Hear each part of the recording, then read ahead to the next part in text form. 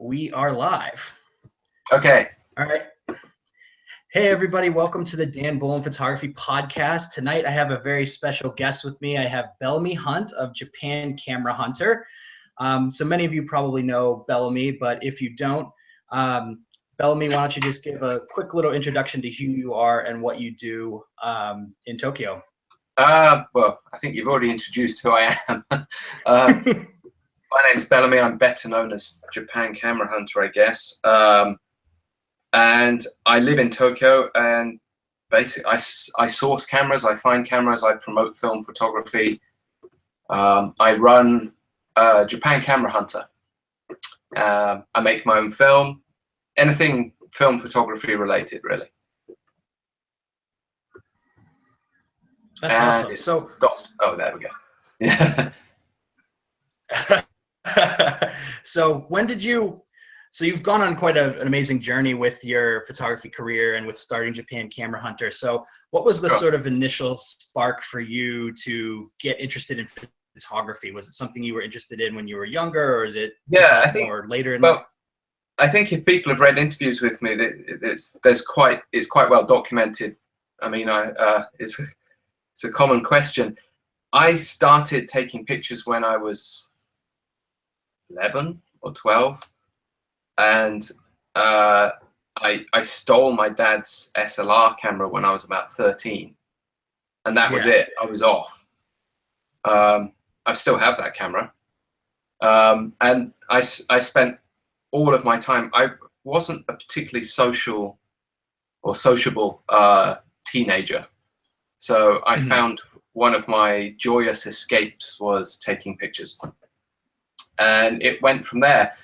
But despite that, and despite going to art college, I very quickly discovered I didn't want it as a career. Yes. I wanted it to be my passion and not my job. So I studied in other areas and decided I wanted to do something related to photography, just not actually being told what to take pictures of. Exactly. Yeah.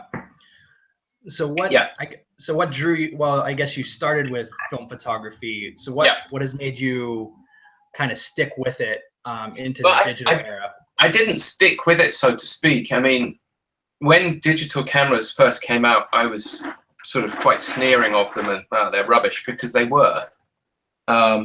You know, they really were no comparison to film.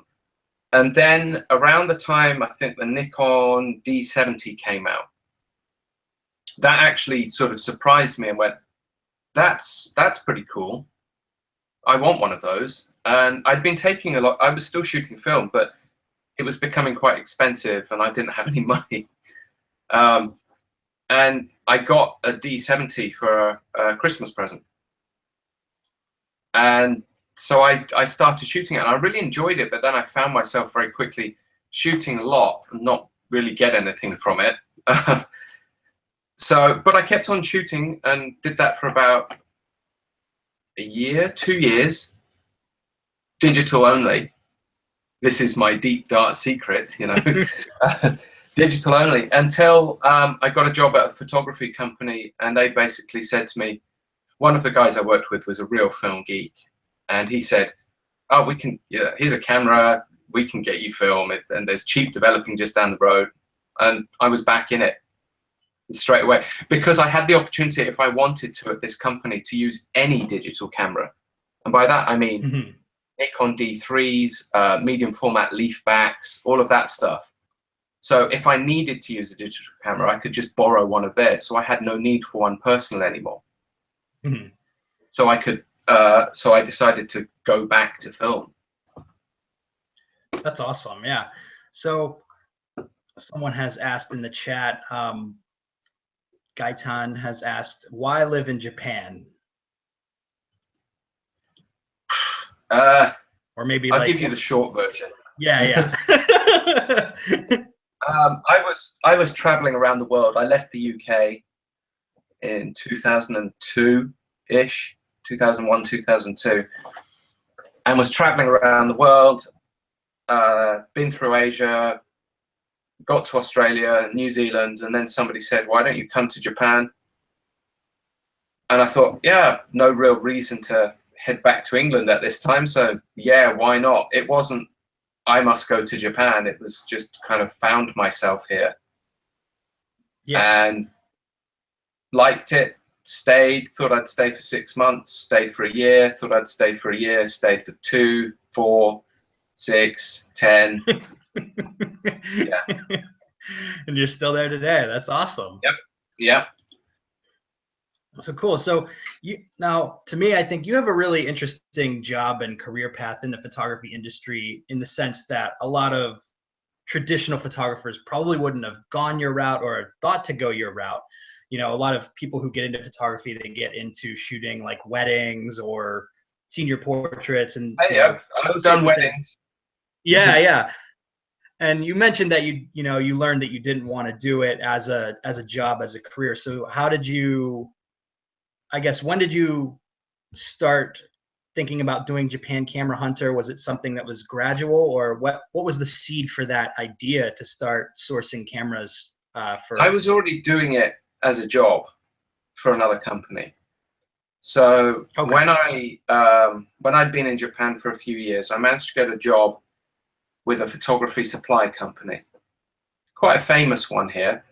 And my duties were, dog's body, office, run around. Just basically, I had to learn the ropes. And one of the duties that was quickly passed to me was assisting a customer from the UK around Tokyo to buy cameras and lenses. And he was an old friend of the business, an old friend of the family. And I think a lot of the people in the business didn't want to do it. They just felt it was like, oh, it's too time consuming. It's not what I'm interested in. And they said to me, do you want to do this? And I said, yes, please. If it gets me out of here, yeah. And I went and did it, and I found kindred spirits, and he mentored me and taught me how to do it. And I found I really enjoyed buying and sort of sourcing things. And after a couple of years at the company, I felt like I was sort of pushed into a corner, and I knew I'd be sort of doing this office job forever with no real knowledge of where I was going to go. So I thought to myself, I don't want to do that. So I asked the company quite nicely if I could do the sourcing thing on my own. And they said, yeah, sure, not a problem. Mm-hmm. So that was where it started, really. So cool. So you basically got started. Now, when you started doing the sourcing on your own, was that something you did on the side while you were still working for the company, and something you then transitioned? No, I decided to make a clean break. Okay. I thought to myself, there's a chance I could make this my job. And then I thought to myself, well, even if I don't sell that much, I'll still make the same as I was being paid for this job for, 10 hours a day in an office. So yeah. I'll do that. And it was hard at first. Yeah, it was a struggle. But perseverance and passion. Yeah. And fear of, not fear of failure, fear of going backwards. Yeah, exactly.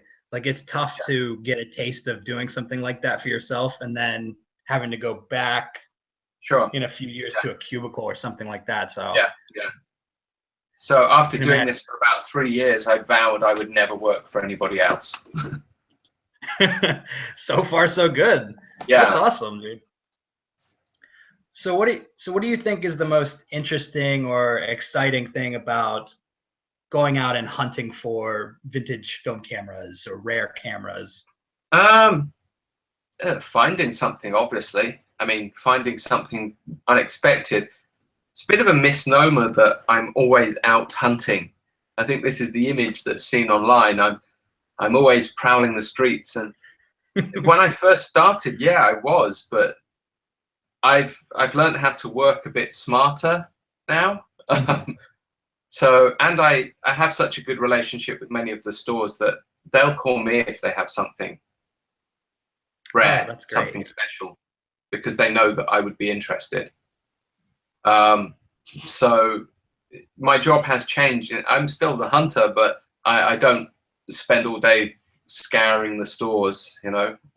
Yeah. But yes, there is thrill in finding something, especially when it's unexpected.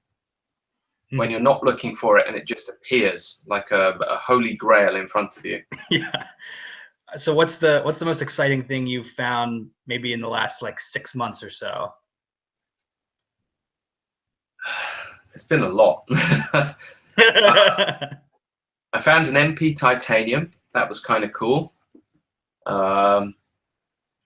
Actually, I mean, there's been a lot. There's been some very rare lenses. There's been some very rare cameras. Some of them I'm not allowed to talk about because of client confidentiality. One that I did find that I can is I found a Leica MP6, a Leica MP3, and a Leica M3J all at the same time. And all of them, the MP3 is reasonably rare. You know, the MP6 is a bit more rare. The M3J is as rare as, I have to do this politely, hen's teeth. And to have them all in the same place at the same time is quite remarkable, especially when you consider how much they cost. Yeah. So yeah, that was a big deal for me. That was exciting. That's awesome. Because I know that nobody else has done that. Yeah, that's pretty amazing. It's funny, I always see like articles about people finding amazing stuff in thrift stores, but like this is something that you're actively doing. That's never happened to me. Yeah. I wish. No. Yeah. There was that that article that was making the rounds about the college student who found a Leica I think it was an M2 or M3 for $5 at a thrift store. Like that guy who found what was it? He found a watch. He found a Jaeger LeCoultre watch, in a military watch, in a thrift store in like Arizona. Turns out there's only like 5 of them, and it was worth $60,000. Yeah. Yeah, I've never found anything like that. Yeah, like no, I don't have that life. I pay. Yeah, like you find the rare stuff, but you pay. Yeah. They know I've got customers who'll pay for it, so they charge me. Yeah. All right, so I'm going to take a couple more questions from here in the chat. Steven asked, I understand you like the Zeiss lenses made for Contax cameras. What are your opinions on the Zeiss Gina lenses? The Zeiss what lenses, sorry? Gina or Jenna? J-E-N-A? Oh, Jenna lenses. Yeah, Jenna lenses. Absolutely fantastic. Got to get the right mount, because there's lots of sort of subtleties. You end up buying the wrong mount for your camera, but pretty much any Zeiss lens is amazing. They've always been one of the best. The lenses that they made for the Contax G series were Leica beaters, really. So yeah, and their planar now is amazing. It's beautiful. They always have been, always were. I've got a great deal of respect for Zeiss. Yeah, it's really hard to beat their optic quality. Yeah. I say to people, hey, you know, get a Zeiss lens for your Leica. It's not a badge of shame. It's not a I can't make it. Why? It's a good lens. Damn good lens. So let's see. We got another question here from Garrett, who asked, Bellamy, if you had to pick for 50mm, Nikon S2 or Canon P/6 for a user camera. Yeah. What? If I had to choose, what, a lens or choose the camera? I'm not entirely certain from the way he worded it. Yeah, a bit confused by that. Both of them are great. The Nikon has the 51.4, which is kind of legendary, particularly the Olympic version. The Canon has the Japanese Summilux, you know, the 50mm 1.4, which is a great budget lens. It's not a world-beating lens. I would say the Nikon edges over it. Personally, I prefer the Nikon rangefinders, but I find there's an awful lot of people who are very deeply sort of into Canon rangefinders because there's so many variations, often extremely subtle, that make them extremely collectible. Yeah, both are great, but my personal opinion would be I would take the Nikon. Very cool. So I wanted to talk a bit about compact film cameras. And so you wrote an article recently about how a lot of the, compact cameras that were made in the 80s and 90s are starting to die out, but the demand for them is going up, and that the bigger manufacturer needs to step up to sort of fill this demand. Yeah. So can you talk a little bit about your idea behind that, and then some of the feedback you got, because the article got shared on Petapixel and a few other places? Yeah, I got a lot of feedback from it. Some of it good, some of it less so, particularly on and it's been interesting how it's sort of evolved, because I've started working with a few groups who are interested in making one, and putting together ideas to make one.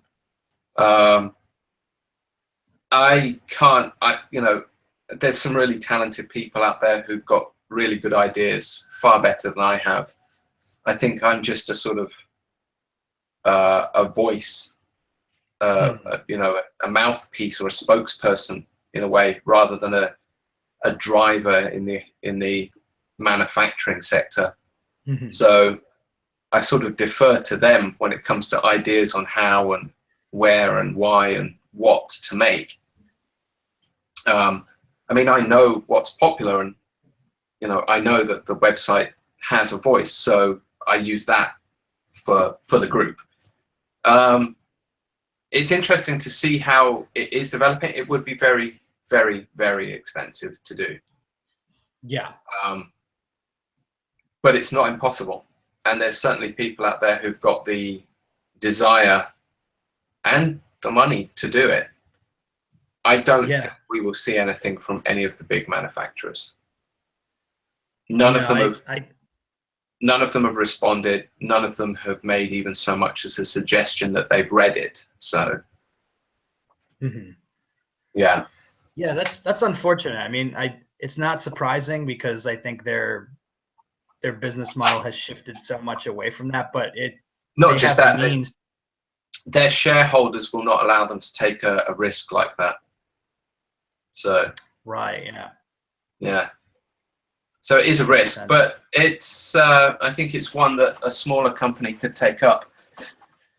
Just the same as you're seeing with films, smaller companies are picking up the slack. So yeah, I think those are that for the future of film. I think those are the companies that could potentially drive innovation and change and create something interesting. Like you look at Cinestill or the Impossible Project, and there's always something very interesting going on with a lot of the smaller companies. So it would be cool to see something like that in compact film cameras as well. I would like to see a company do it properly instead of making a half-assed effort. Yeah. Like making this incredible body and then putting this piece of crap plastic lens in it, or there's always something. And it would be nice to see one of them actually say, no, we're going to do it properly. We're going to put a decent lens in. Here's the AF. It works. Yeah. It does what you expect it to do. And if you paid for it on Kickstarter, you actually get it. Yeah. That's why I'm so adverse to Kickstarter, because I hate the idea of taking somebody's money and then maybe potentially not giving them a product. I think with companies like Ferrania, people have expressed a lot of frustration at that, and that's difficult. I understand Ferrania's pain, because they've been held back by so much red tape and so many unfortunate incidents, and they truly have every intention to deliver, and they will deliver. It's just going to take them bloody ages to do it. Yeah. they will deliver. I speak to the guys at Ferrania. I have spoken to them, and they really are pushing very hard to get the equipment working, because they don't want to put out a half-assed product. Exactly. They want to make sure when it hits the market, it's perfect, it's working, there's no issues, and people are very happy. And that's to be a film manufacturer, that's a major undertaking, and I think a little bit more than a lot of people understand. You know, they had to buy all of the everything, the factory, everything, and they had to buy stuff that they didn't want or didn't need. It was all sort of lumped in, and then they had to build a power station, and it's been hard work. Yeah, it's no small feat to like revive a film factory that's just been sitting there and get things rolling again. Like exactly. So it will come. It will eventually. Yeah, but it is exciting to see companies like that, you know, start to pick up the slack and put together new products, because I think, you know, from the mid 2000s to maybe like 2010, 2012, most of what we had seen is just like cutbacks in film, like film companies going under, film stocks being discontinued. So you know, now there's hope that newer stuff's coming out, and I think it's really an exciting time for analog photographers. I think it is. Yeah, there's a lot to look forward to this year. Let's see. Okay, so I want to talk a little bit about the blog side of Japan Camera Hunter. Sure. So you've been able to grow like a pretty good following on the blog. And so what are some tips you would have to somebody in the photography community who wants to get into blogging? Don't expect it to come overnight.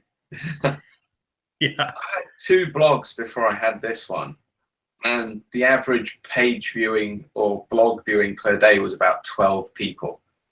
Right? They did nothing. It wasn't until it became my full-time job.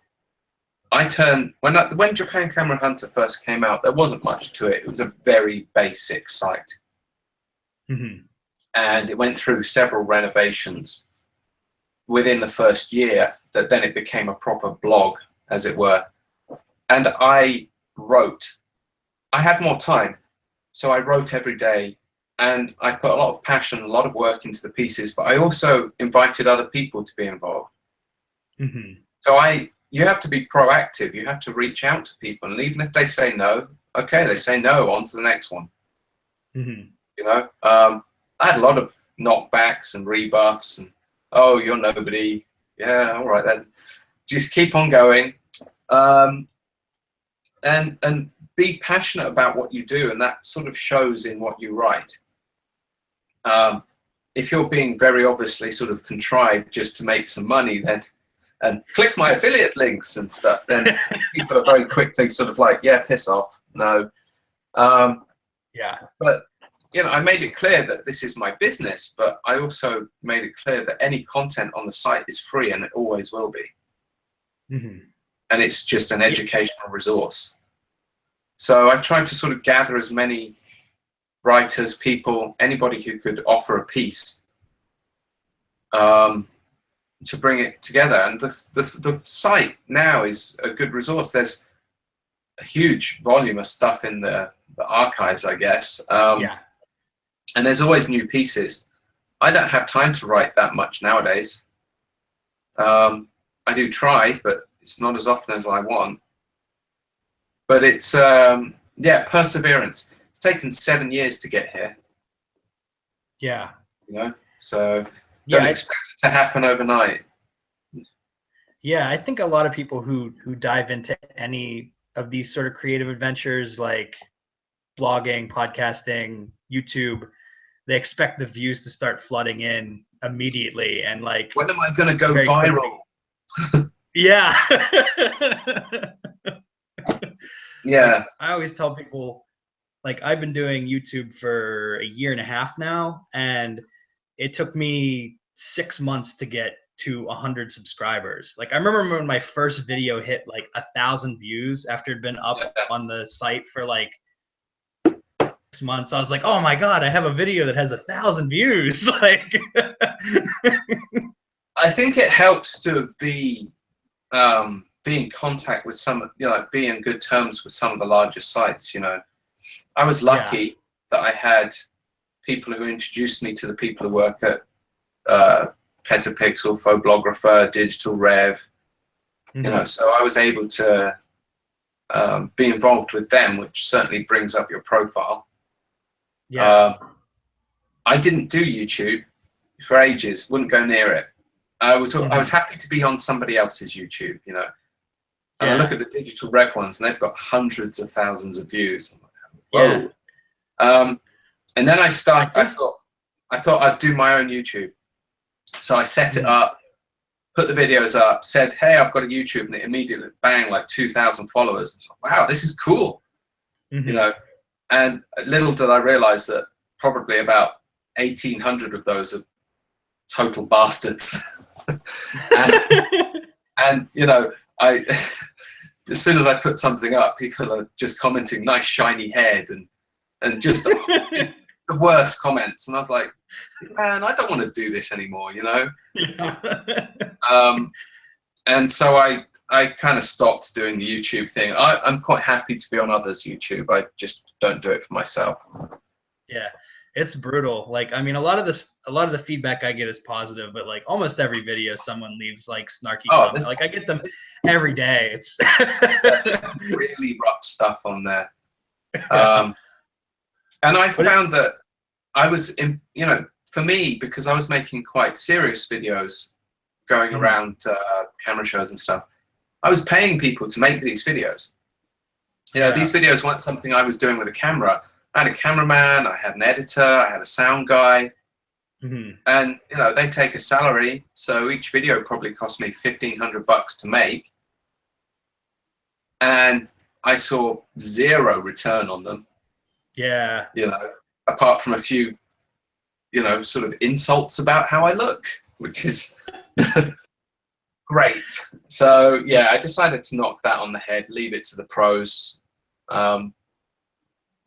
Yeah, it's I've got a lot of respect for people like Locke who can be on video every day. I can't. I just can't. Yeah, it takes a special like personality to do that.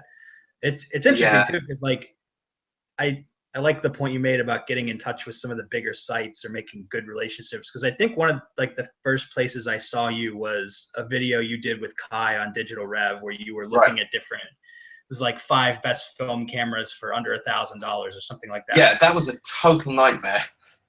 We couldn't find any cameras on the day, so we were really limited as to what we could show people.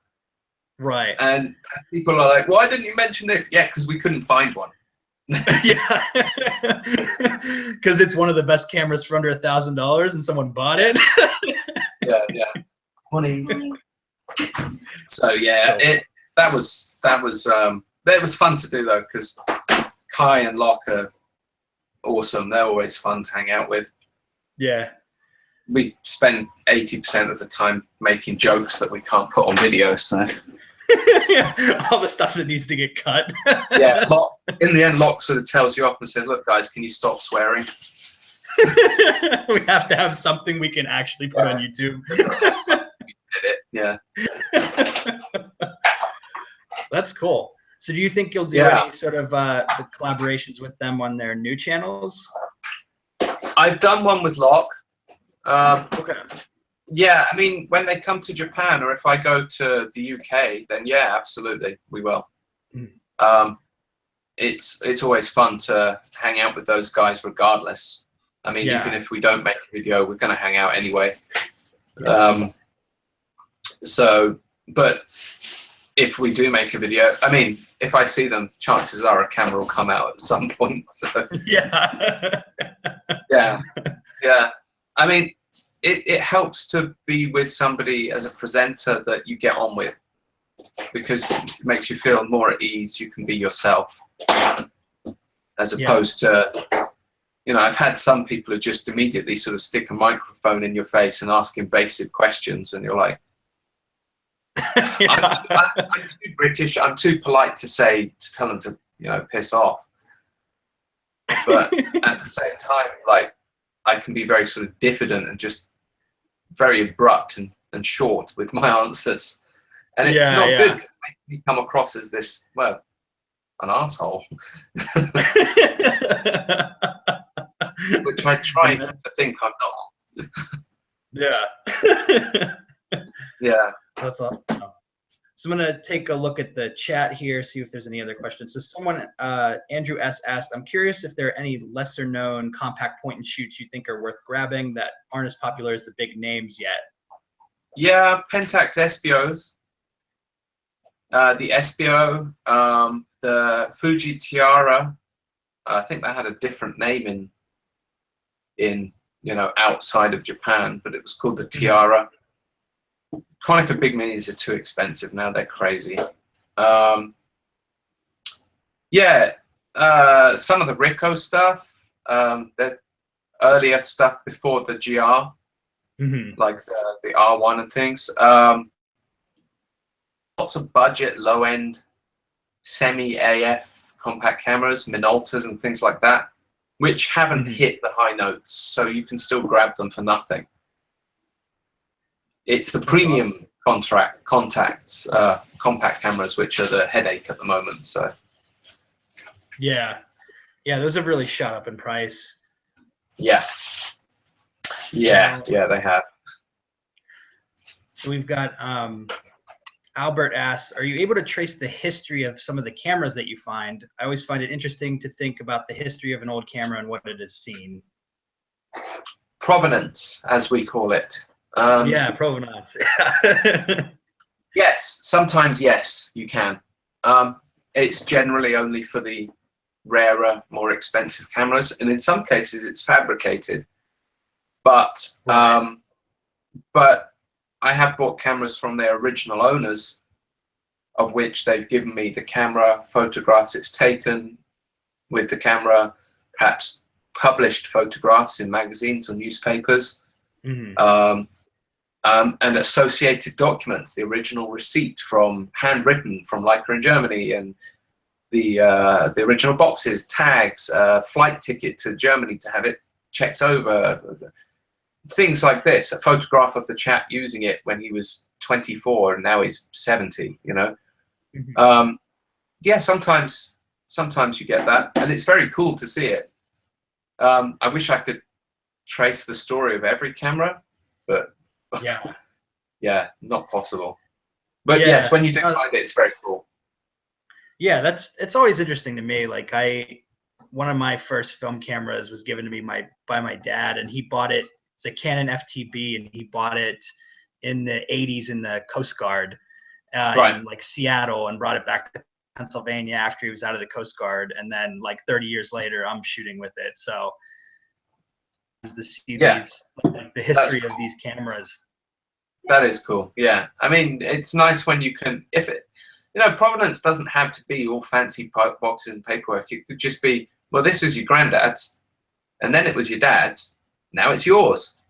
Yeah. Oh, brilliant. Well, I know where it came from then.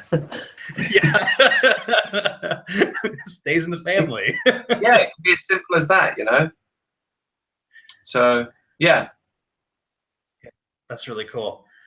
So we've got another question. Brandon Ringo asked, what is your opinion of Leicas? Are they worth the price, or is getting a quote-unquote regular film camera better? There's no better or not better.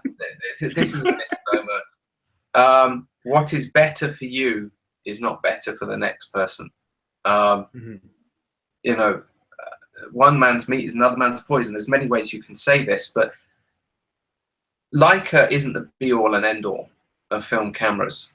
I have other film cameras. I use a Leica, but I have others, and some cameras are better suited for the job. I think they've made some incredible products, and yes, they are worth the money. The MP that I bought 5 years ago probably costs more now than when I bought it 5 years ago, and I've used it a lot. You know, so I would consider some of them to be a good value for money. in actual fact. I would rather buy one camera that doesn't break than buy 5 cameras and have them break and replace and break and replace. So it depends on what you want from your camera. I just say find the camera that you're comfortable with and go with that. Find your camera zen, you know? Become one with your camera. Yeah, exactly. That's the most important thing. It's not a case of takes better pictures or not, because that's up to you. That's your responsibility, not the cameras. You know, it can only go to a certain level, and then it's up to you. Yeah. Yeah, I think that a lot of people get really caught up in the gear, but at the end of the day, not Yeah. the most important thing about taking a picture, and like your vision is really where that's going to come from. Obviously, having like a better lens or a sharper lens or the right film or digital Obviously, camera. get the right tools for the job. You know, if you're not going into the job with the right tools, then more fool you. But yeah, you know, get the right tools for the job, and then they don't have to be the best tools for the job. Just get what's right for you. Yeah. So I'm curious too, as part of your Japan Camera Hunter and hunting, do you get clients who come to you looking for Polaroid cameras? And if so, what are some interesting cameras that you've found? Actually, no, I don't. Not really. It's kind of funny. The instant crowd have always sort of shied away from what I do. When peel apart was still a thing, yeah, I did. People would come to me asking for land cameras, 180s and things like that, 190s. But now that peel apart's pretty much gone, no, you don't get anybody asking for them. Same with the Fuji. What was it? Not the F100. Nobody asks for them anymore. So and occasionally I'll get people saying, "Hey, can you find me a special edition Polaroid, camera that was Japan domestic market?" Yeah, sure. You know, I'll do that. But not that often anymore. Maybe that has to do to some degree with just what Polaroid was targeted for. It seemed to be a more consumer of the cameras that they made. Like the SX70, a lot of them were really like the mass market kind of cameras. Yeah. So, I mean, I do use Polaroid from time to time, but not as much as I used to. Obviously, it's become more expensive. Impossible Film, it's funny because, you know, Impossible Film, large manufacturer, large group, I've never had any dealings, any contact with them, nothing.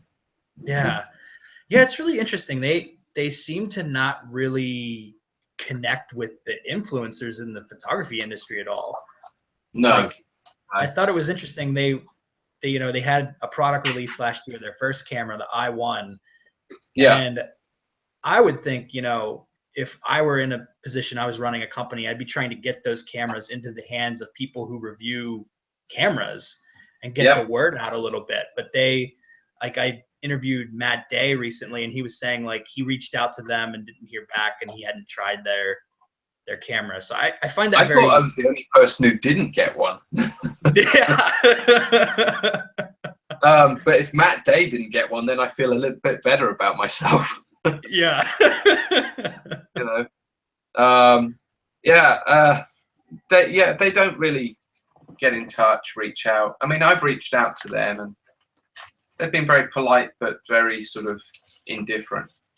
Yeah, it's like they're off doing their own thing. Same with Lomo. Interesting. Yeah. Same thing. You know, I think Lomo have got this sort of we're so big we don't need people thing, which is fair enough. You know, it's their own deal. And also, I think there's a certain aspect of it that my site, yes, is a blog, but I am also known as a retailer, a seller. Yeah. And that, I think, for some of the companies could be seen as a conflict of interest. Ah, okay, yeah. Yeah, that's something I wouldn't have thought of. Yeah, so I think it makes it difficult for some of the companies. You know, I'm happy to review stuff.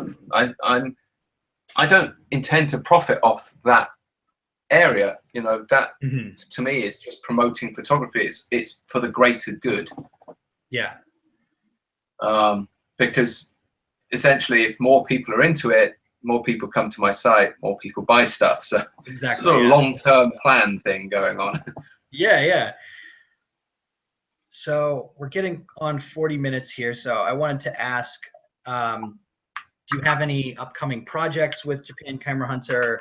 And then what is sort of your, where would you like to see the site and your business go in the next, say, 3 to 5 years? I have lots of projects coming, but unfortunately, I'm not allowed to tell you what they are. Right. Because I've signed NDAs. I've signed NDAs for a lot of them. It's going to be a big year.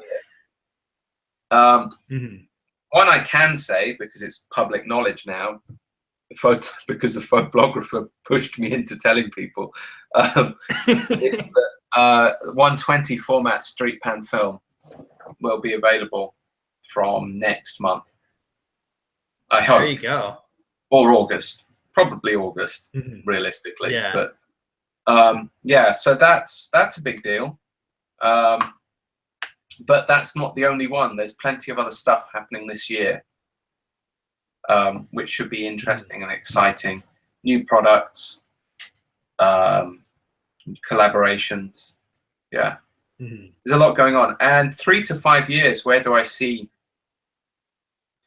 As a film manufacturer, as still doing the same thing as I'm doing now, perhaps working a bit less. Yeah. Maybe some more staff, I think. Yeah, I obviously I've got plans of where I want this to be, but I have no intention of stopping this business or turning it into another business. Japan Camera Hunter will still be here in 5 years' time. It'll still be here in 10 years' time, as far as I'm concerned. As long as I'm still capable of making film, then I'll do so. Yeah. Yeah. That's really exciting.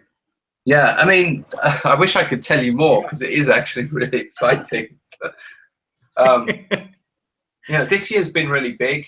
For some reason, it just sort of went bam, and all of a sudden everybody wants to collaborate, wants to work, wants to do things. You know, Instagram has gone through the roof.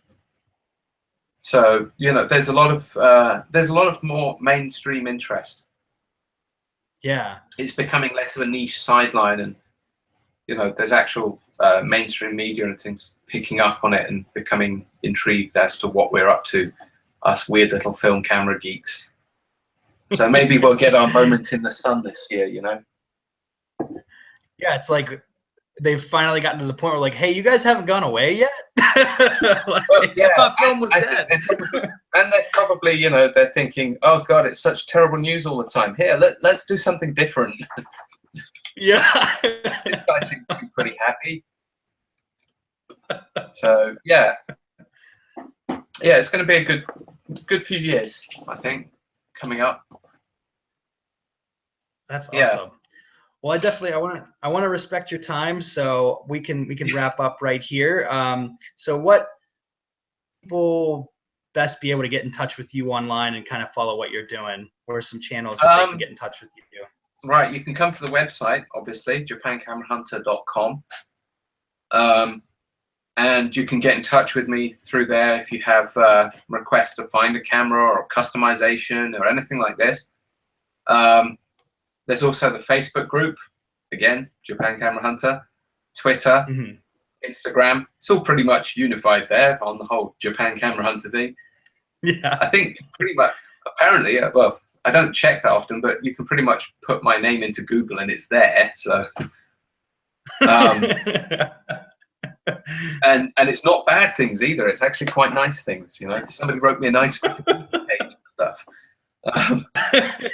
You know, you've made it when somebody makes you a Wikipedia page. But yeah, it's straightforward. Just drop me a line through any of those.